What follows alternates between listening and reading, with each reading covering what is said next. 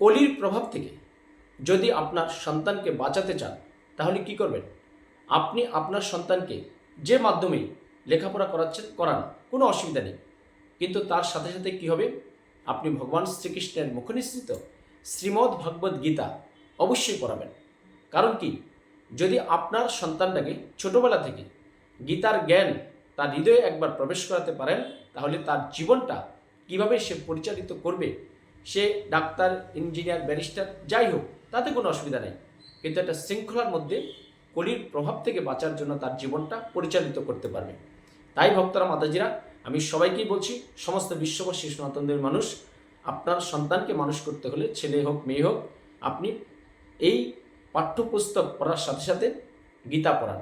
তাহলেই আপনার সন্তানটা আজকে কলির প্রভাব থেকে বাঁচবে এবং সে বড় ছোট সবাইকে বা এজে বাবা মাকে সম্মান শ্রদ্ধা করতে শিখবে।